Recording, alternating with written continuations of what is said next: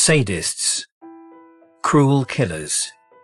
Some of history's most heinous murderers were seemingly born to get sexual pleasure from inflicting pain and fear. It was not enough just to murder. He had to torture, and he loved to terrorize. It's beyond my control at the moment. I'm a homicidal maniac. Forensic psychologist Lou Schlesinger has spent decades delving into the minds of murderers. This type of total denigration of another human being is what is arousing for these individuals. Serving detective Jackie Sabir is an expert in the mechanics of crime.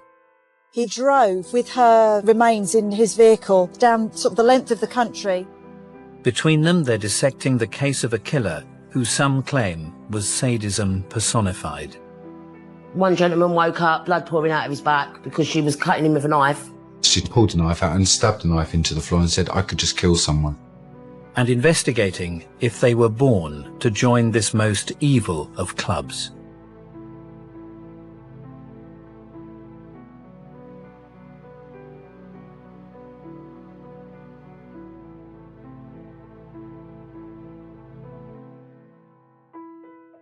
British detective Jackie Sabir has worked on some of the UK's most high-profile homicide cases. She's travelled south to the town of Peterborough in Cambridgeshire, to the heart of the Fens, a tranquil landscape that was once the unlikely starting point of a murder investigation. So whilst the Fens are only a 10-15 minute drive outside Peterborough, they couldn't be a more different environment. They're incredibly quiet and sparsely populated. Local journalist Stephen Briggs knows the region well. What's the area known for? I can see sort of lots of fields and agriculture. Yeah, it's the Fens, it's farming. That's what it's made its name for. And what sort of, do we have levels of crime out here? There's the odd bit of rural crime, but it's out in the sticks really, so it's not a crime hotspot. But on the 30th of March 2013, the calm of the countryside was broken. A dog walker was walking his dog along the track when he spotted a body in the ditch. Was there any attempt to conceal the body, or? No, not at all. The body was just left visible for all to see in the bottom of the ditch. The cause of the deceased male's death would soon become apparent to police. The body sustained a number of stab wounds, some of which were fatal, and he was killed, it would seem, in a pretty clinical fashion. But the nature of the man's death was not the most striking element of the crime scene. The body was found dressed in a black dress, black woman's dress, with knife marks cut into it. The body was positioned face down. The buttocks were exposed and facing outwards.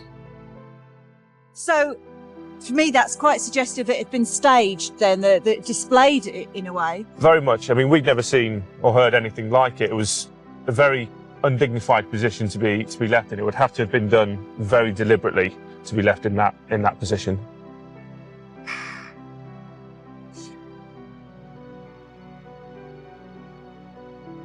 Forensic psychologist Lou Schlesinger has analysed the minds of the world's most dreadful serial killers. For him, the posing of a victim's body after death often reveals a twisted inner need. Just consider, when you're taking the time to pose a victim, you're spending more time at the crime scene doing that. That increases your risk to be apprehended, which shows how important it is for the offender to behave in a ritualistic way. Killing is not psychosexually sufficient, and so they have to degrade them in some ritualistic or signature-like fashion. I've always wanted to go to California, the sun, the girls, the beaches. During the late 70s, the Hillside Stranglers, Ken Bianchi and Angelo Bono, tortured and terrified at least 10 victims. The sadistic killers chose the epic Hollywood Hills as the setting for one of their deranged displays. This is the location where Kimberly Martin was found. They dumped her body down this big vacant hill and left her kind of spread eagle facing all of downtown Los Angeles.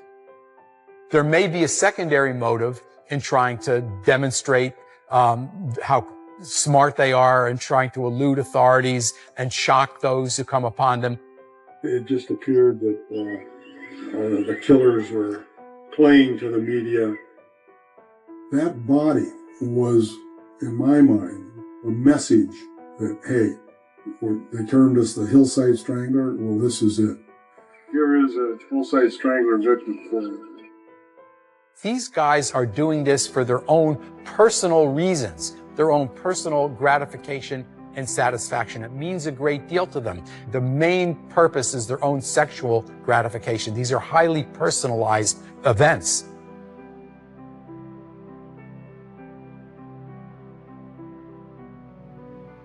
In 2013, the provocatively posed body of a cross-dressed male had been discovered in the Cambridgeshire Fens. Detective Jackie Sabir is at the remote rural scene, analysing the mechanics of the case.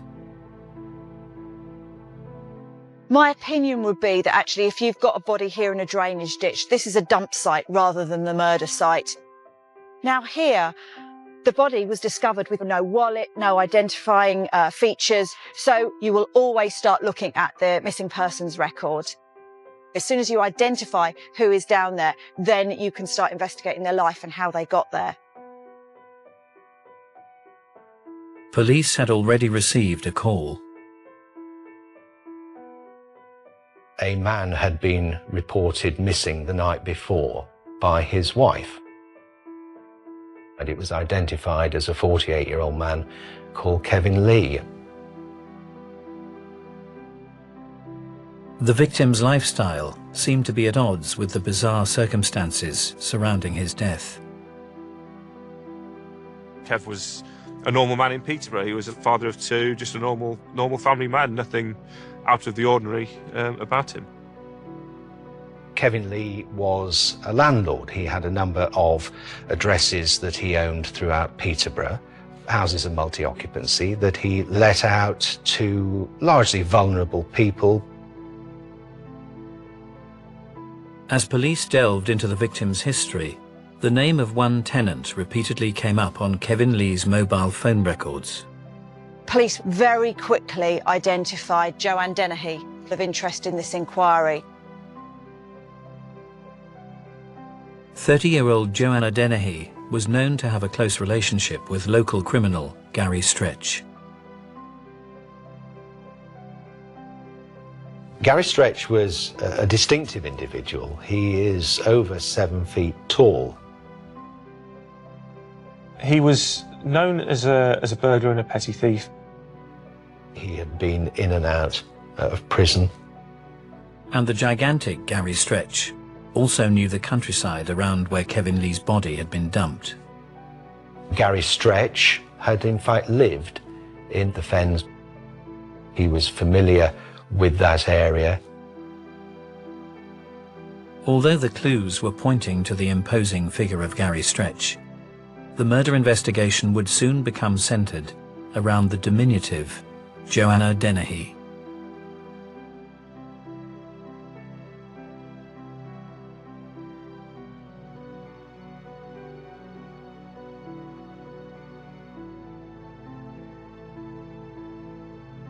Forensic psychologist Lou Schlesinger and serving detective Jackie Sabir are delving into one of the UK's most disturbing murder cases to try to decide whether its perpetrator was destined to join a diabolic group of serial killing sadists.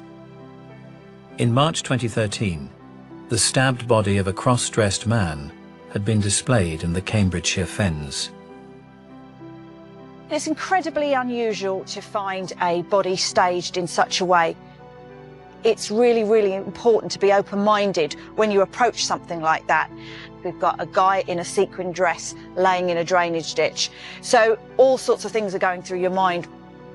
Identified as Peterborough landlord Kevin Lee, a breakthrough had been made. One of his tenants, Joanna Dennehy, and small-time criminal Gary Stretch had been linked to his mobile phone records, and police would discover that Dennehy's relationship with the victim went beyond the professional. What is plain is that Kevin Lee and Joanna Dennehy began an affair.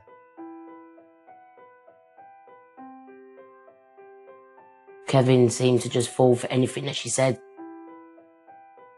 Men fall for anything that she said. It always seemed to be with men she was able to draw them in. Rather than paying him rent, 30-year-old Joanna Dennehy had been renovating one of Kevin Lee's rental properties in Peterborough. The flat in question came under the police's spotlight as they searched for further clues surrounding Kevin's death. There had been considerable efforts made to clean up the address. Large sort of industrial-sized bottles of bleach were found. But they were still able to recover blood spatter, I believe. Well, they were. I think, as you know, Jackie, it's very difficult to get rid of blood completely. DNA analysis would later match the blood with Kevin Lee, confirming that he had been stabbed to death in the property.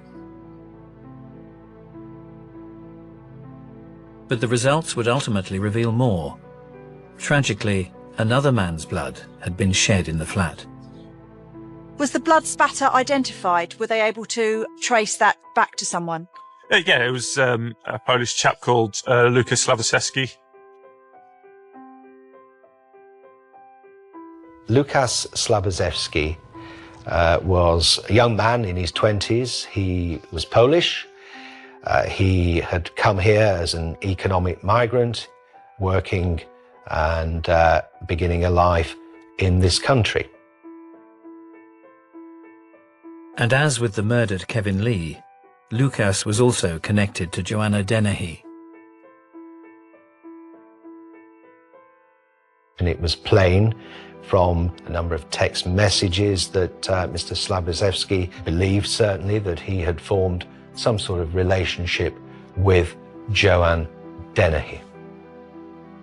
And it would become clear that the perpetrator of both murders was not giant 7-foot-tall career criminal Gary Stretch, but Joanna Dennehy herself.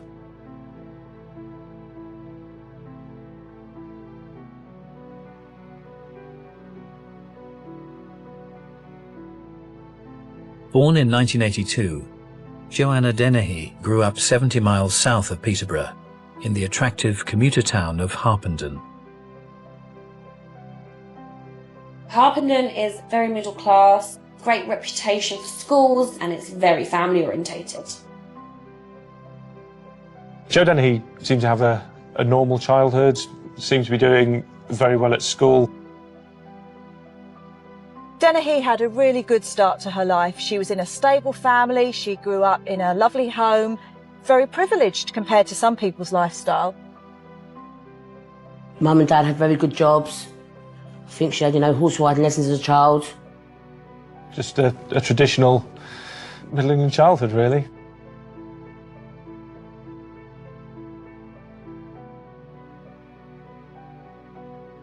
But Joanna Dennehy would change. When Joanne got to her teenage years, there was a marked deterioration in her behaviour. She went off the rails, fell in with the wrong crowd at school. She drinks a lot of alcohol. She was drunk at school on one of her exams and launched herself out of one of the school windows, and then her dad had to come up and bring her home.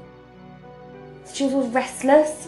She'd never just sit still. It's like she had to do something, whether it just be have a cigarette. You've put a cigarette out, just constant need of something. Behind the scenes, the wild child also started to self-harm. I caught her once in the bathroom with a razor. It was just a tiny little slit. I did ask her why, and she said it was a release of some sort. I said, do you need to go to the doctors? I got the same old, no, I'm fine.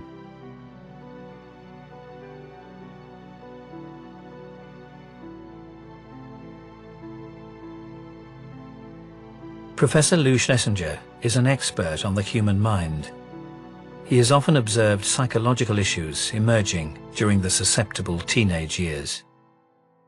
In many cases, psychological problems and behavioral problems don't really emerge until adolescence. Dennehy has borderline personality traits. Many times a borderline patient will tell you, I don't feel anything internally. I don't feel anything. So they cut themselves repetitively because the pain of their self-cutting gives them some sense of feeling. The adolescent years have marked a psychological change in many of history's most notorious and sadistic killers. Some remember the infamous Night Stalker, Richard Ramirez, as a likable child. He was friendly and he was nice and he was so funny. He would always have me laughing. But as a teenager, Ramirez's life spiraled out of control. He would eventually revel in inflicting pain and fear on the residents of Los Angeles. It was not enough just to murder or to rape. He had to torture, and he loved to terrorize. These individuals are in their fantasy lives from early adolescence, and in some regards, their fantasy life is more real to them than reality. Other killers' teenage years have been affected in other ways.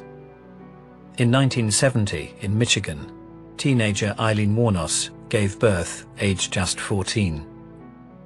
That's when the kids said, look at her, she's already had a baby, she's a prostitute. Nobody should hang out with anybody like that. Didn't realize that she was raped. Having given her baby up for adoption, from 15 years old, Eileen Wuornos hitchhiked and prostituted herself. Until one day, she cracked and became known as the Highway Killer. She just simply pulled out her gun and pulled him off the road and killed him. 7 men in cold blood. But Wuornos didn't appear to be driven by sadistic sexual thrills. Wuornos was a prostitute and has been abused by men her entire life. And there is really no sexual motivation at all in her killing. It was basically just such anger that she built up over the years that she just wanted to kill men. But what was driving Joanna Dennehy?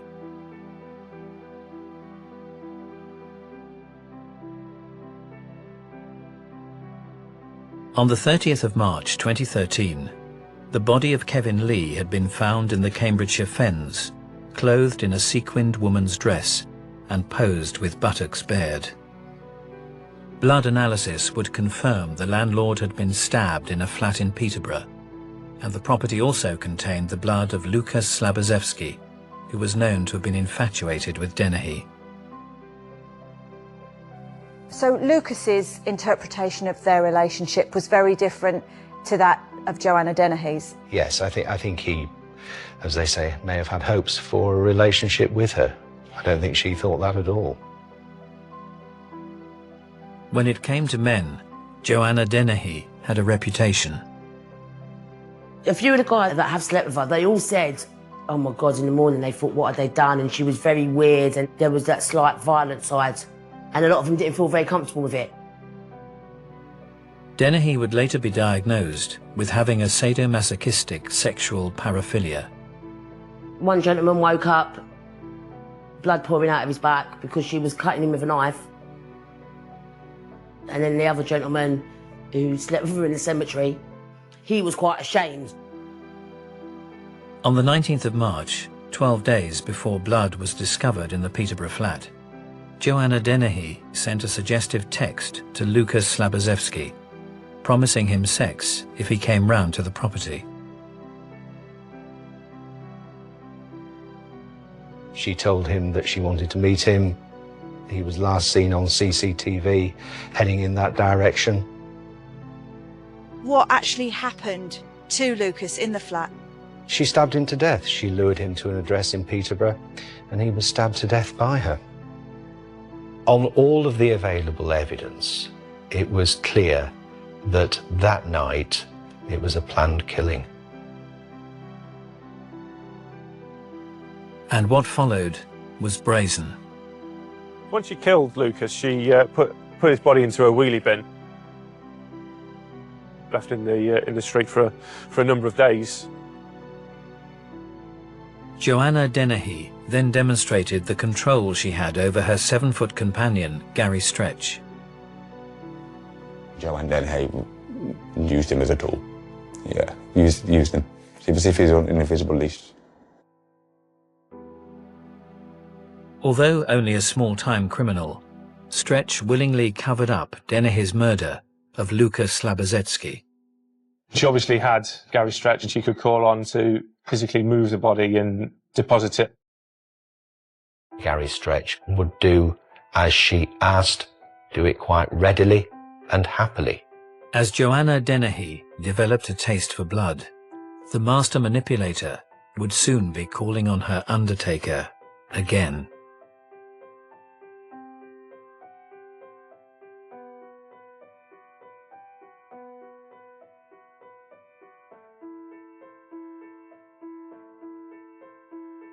In March 2013, in Peterborough, Cambridgeshire, 30-year-old Joanna Dennehy embarked on a campaign of murder.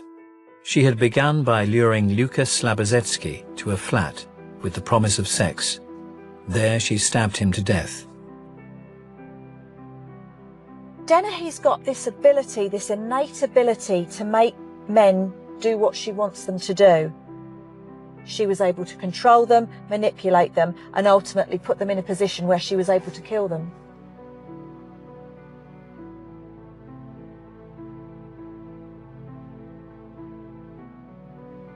"16 years before enticing Luka Slabozetsky to his death, Joanna Dennehy had captivated another man.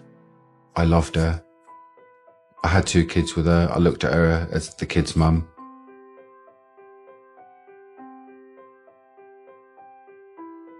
The couple had first met during Dennehy's turbulent teenage years. We were homeless because there was nowhere to go. To survive, you had to go and do what you had to do, which was basically go and rob something to eat, something like that. But I think I did it for survival. She did it because I think she enjoyed it. The couple would eventually be rehoused, and aged just 17, Joanna Dennehy gave birth to the first of 2 children. But Dennehy's focus switched away from her family. Her personality changed to a single vision, tunnel vision, which was alcohol. That was her personality. The violence, the pub, the drinking. Our relationship was her doing what she wanted, going where she wanted, for as long as she wanted. And she knew I was an easy target. She was in control of everything. I was a rug, a mat, whatever way you want to look at it. Away from home, Dennehy developed a reputation for violence. One episode resulted in her being sectioned and diagnosed with a psychotic disorder. If she was ever in the house, my door would be locked, the deadbolt would be on. I never felt comfortable with her around me because I did have this feeling that she could just jump out at any point and maybe try and attack me. As her threatening behaviour escalated, one incident would prove too much to bear for her partner.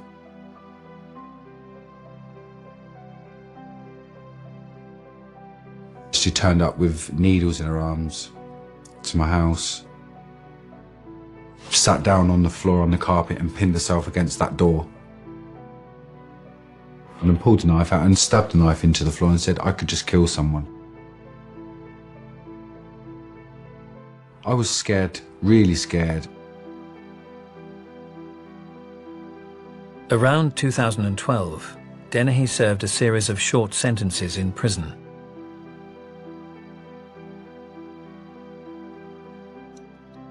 On her release, she became a tenant of Peterborough landlord Kevin Lee.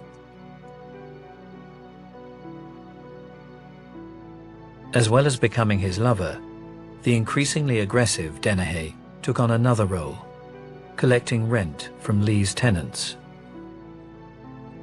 Dennehy started to work doing odd jobs, and that it did evolve into a enforcer type, making threats and things to collect the money that clients owed. She'd have a pretty fearsome reputation. With impending renovation works, one property needed its tenants evicted, but 56-year-old resident John Chapman didn't approve of Dennehy's methods. John Chapman certainly did not take to Joanna Dennehy at all. He didn't like her. He referred to her in fairly disparaging terms. He was grieving, his wife had died.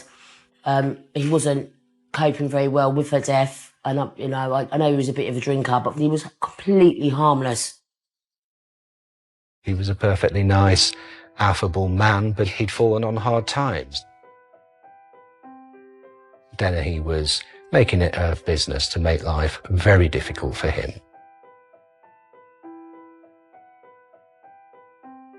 In the early hours of Good Friday, 10 days after she had murdered Lucas Slabozetsky, Joanna Dennehy entered John Chapman's bedsit and launched into a ferocious attack.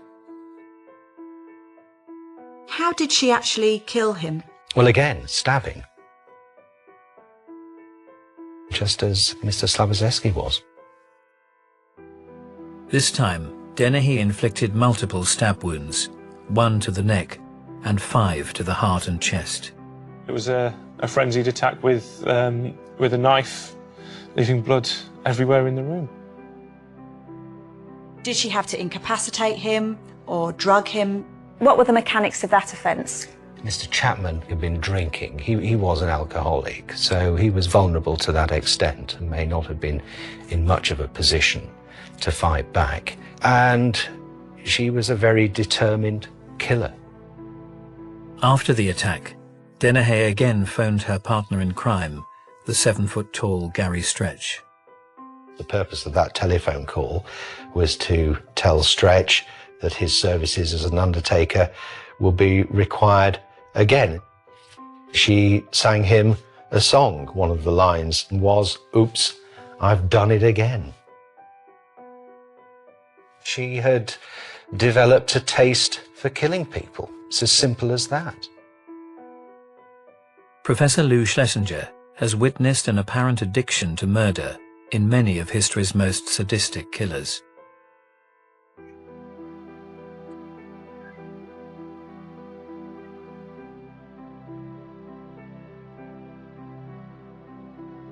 From the mid-90s in Baton Rouge, Sean Vincent Gillis's need to kill became all-consuming.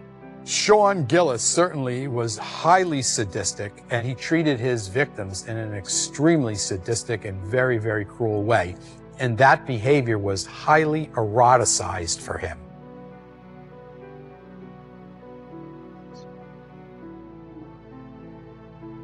A homicidal maniac.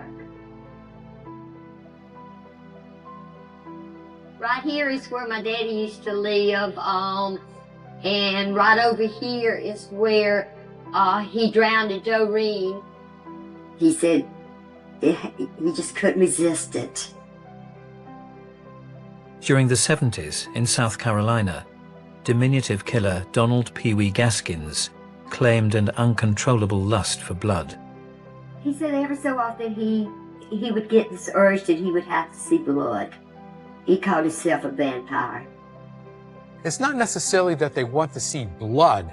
It's that blood tells them that they're in control and that they have completely destroyed the person.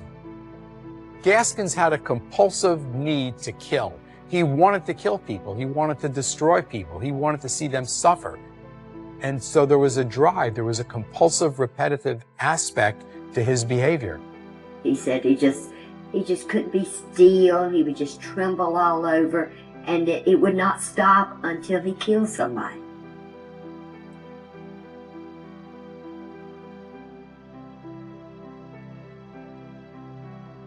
On the 29th of March 2013 in Peterborough, Joanna Dennehy had killed a second man, John Chapman. And that same day, she enticed her landlord and lover Kevin Lee to one of his rental properties, seemingly with the promise of a sadomasochistic sex game. How did she lure him to the flat? She told him that she'd put a dress on a bed and that she wanted him to put that dress on. He told one of his friends he was going to the house to be raped by Joe Dennehy. I mean, that's a very strong sexual message to be sending out. What does that suggest to you about their relationship? I think Kev was obviously looking for something a bit different. He knew what he was coming for. It wasn't normal sex, as it were. He plainly was attracted to her. She was obviously a very charismatic and a very manipulative woman. For Kevin Lee, the rendezvous didn't end as promised. Kevin Lee sustained a number of stab wounds. She was intent on killing him. That was her single-minded ambition. The body was driven into the fens by Joanna Dennehy, Gary Stretch, and disposed of. But is there a connection between Dennehy's alleged sadomasochistic sexual desires and her crimes? To better understand the subject, Professor Lou Schlesinger is interviewing a professional dominant sadomasochist.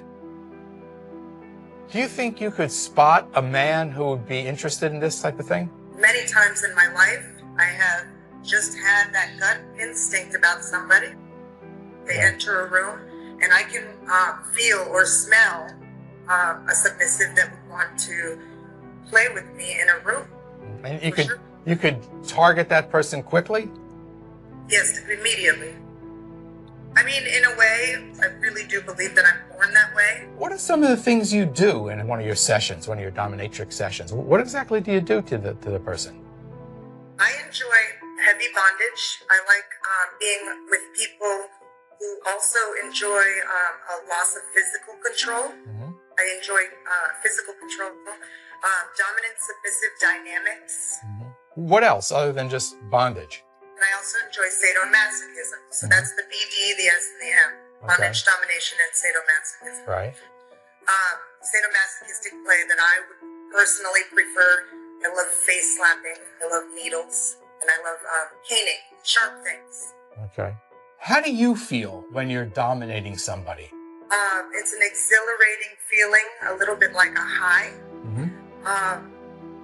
A little bit tacky, sweaty, dilated pupils, euphoric. I feel very, very strong, very, very controlled. It's just part of who I am. I just happen to be a dominant personality. Do you feel you could lose control in an intense experience with someone? Absolutely not. You're in complete control of yourself at all times? Yes. Do you see how somebody might be able to lose control? I would think that that would happen if a person is acting out because they have feelings and needs that they are maybe ashamed of. Could you explain that a little bit more? A lack of self-awareness, where a person starts to believe that they are bad, that's where you would see a lack of control. Because you know the case we're trying to understand a little bit better. Could you see how it would be easy for a woman to go from just dominating men to manipulating men, then to killing them? I think the most relevant thing regarding this woman is that all of her activities seem to revolve around a shame base. When we say shame, like she has feelings of shame inside, internal? Like, look at her choices. You know, she's selecting drugs, she's selecting alcohol. Right. She's selecting pornography. She's selecting what she perceives to be very negative things. Could it be that she just wanted to kill people? Maybe out of anger? I think that she was a perfect storm of events. She had a shame base to her because she was uncomfortable with her own natural proclivities. She had mental illness. She had substance abuse issues. So I really think you're talking about apples and oranges. That has nothing to do with sadomasochism. Yeah. Having gained an insight into dominant sex, Professor Schlesinger believes that Dennehy purely used it as a tool to control and compromise men. The dominatrix teaches us that some people certainly have this need to dominate, but she is completely in control of herself and isn't going to kill anybody. Dennehy's different Dennehy was using sex to manipulate men. Dennehy wasn't a dominatrix, Dennehy was a murderer. In March 2013, in Peterborough, Joanna Dennehy had ended the life of a third man. All 3 victims had been dumped in the Cambridgeshire Fens.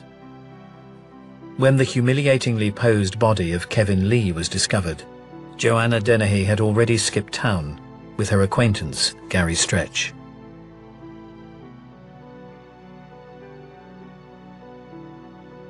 This is the Fenlands here. Now we know that they travelled all of the way across the country. Over here, they committed a couple of robberies on the way. But the pair also made some other stop-offs, allowing Dennehy to revel in her twisted achievements. She's taken pictures of her posing with a knife. I think she was just making a show for the camera. Look at me. I mean, she's a picture of her on the balcony with her top up. They just all seemed a bit staged to me.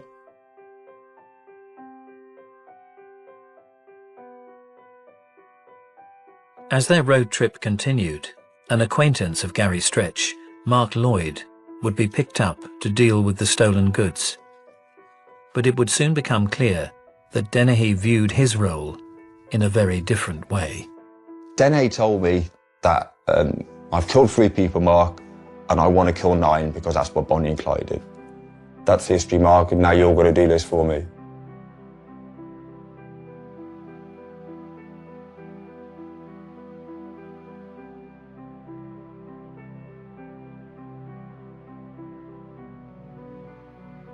In 2013, Joanna Dennehy was on the run, having stabbed 3 men to death in Cambridgeshire. Heading west, she and her accomplice, Gary Stretch, had picked up Mark Lloyd to shift some stolen goods. But as they entered the market town of Hereford, Dennehy was still intent on murdering men. Excited, jumping up and down, just saying to Gary all the time, I want my fun, you need to find me someone. And by the time we got down here, Gary's gone, will he do? Joanne says, yep. 63-year-old Robin Barretza was out walking his dog. She walked very calmly towards the bloke, said something about his dog. He dropped his defences for a second. There was a smile on his face, and then she just launched into her. Repeatedly stabbed him. He attempted to defend himself by raising his arms. The attack was so violent that the blow actually broke a bone in his arm. You've seen the film Psycho, it was, no, I mean, she was all over him, it was horrible. Gary Stretch seemed accepting of the brutality. I remember saying, I didn't sign up for this, I'm not getting involved in this, and he's turned around, he's gripped my shoulder like that, and he said, Mark, there's nothing you can do, you have to let her do her thing. Leaving Robin Barretza for dead, Dennehy rejoined her companions. She's walked calmly back up here, got back in the car, leant over, kissed Gary on the cheek, and then we've continued down this road. Superintendent Ivan Powell was on duty as news came in of the ferocious attack. And of course, your first instinct is, surely not in the day in Hereford, that doesn't happen. And by the time I'd got to the response officers, there'd been a second stabbing. Just 10 minutes after her first sadistic assault, Dennehy would strike at another male. I think I saw the dog walk along before Gary did. And I'm thinking, oh my God, she's now gonna do him. Dennehy's latest target was 56-year-old John Rogers. She's done exactly the same. She's gone out, walked up to him, said something to him because he definitely smiled. And then she just went absolutely ballistic. I mean, the first one was bad, but the second one, bang, bang, bang, bang, bang, non-stop. It was all over within 3 minutes. And he must have been stabbed, I don't know, 30 plus times, easily. It's chilling, isn't it, that she jumped out the car, stabbed someone, leaves him for dead. comes here and does the other one. It's a real spree. It's an explosion of violence, isn't it? Yeah, absolutely. And it has to be described as a frenzied attack. This is something of magnitude that I'd not experienced in my 33-year service. Despite their horrific injuries, both victims would eventually survive Dennehy's vicious assaults. Fearing further violence, police surrounded the area, but it seemed Joanna Dennehy was not looking to evade capture. They've surrounded us. She's calmly sat there. About 4 coppers have come up to her, just gently pulled her out. She didn't resist. And no bad language, very calm, very collected. As Mark Lloyd observed her taken into custody, Joanna Dennehy appeared oblivious to the severity of her crimes. She behaved as if she'd been caught shoplifting. Just so calm and flirting and no remorse. Watching the CCTV footage of Joanna Dennehy behaving in almost a light-hearted fashion was kind of at odds with the serious nature of the crimes that she'd committed. She did a bit of song and dance about singing in the rain, and that's the last I saw of her. For Professor Lou Schlesinger, Dennehy's flamboyant display in the station reveals another part of her complex and deadly persona. She's not psychotic. She can appear very, very pleasant.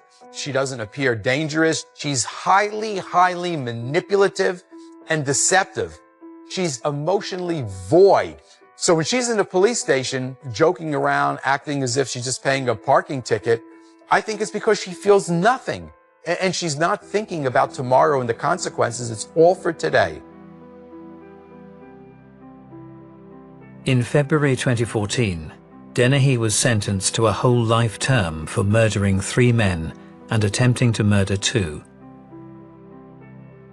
Her accomplice, Gary Stretch, was sentenced to a minimum term of 19 years.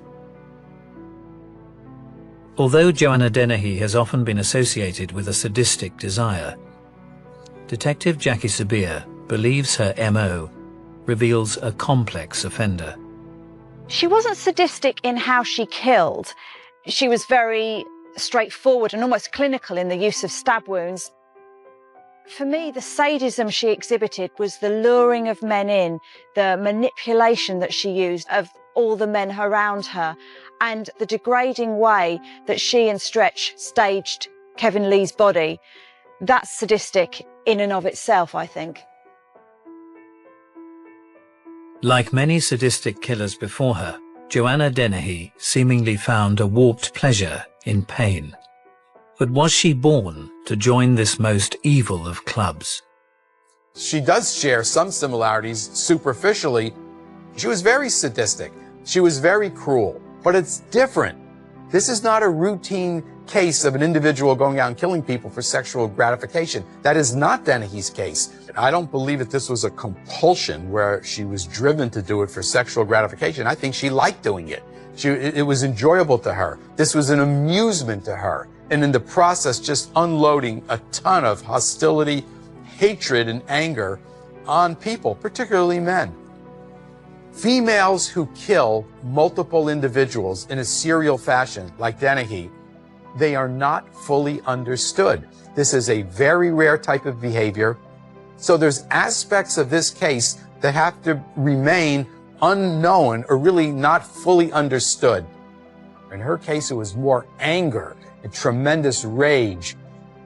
She went on a killing spree, and once she started, it was very hard for her to stop. She enjoyed it very, very much.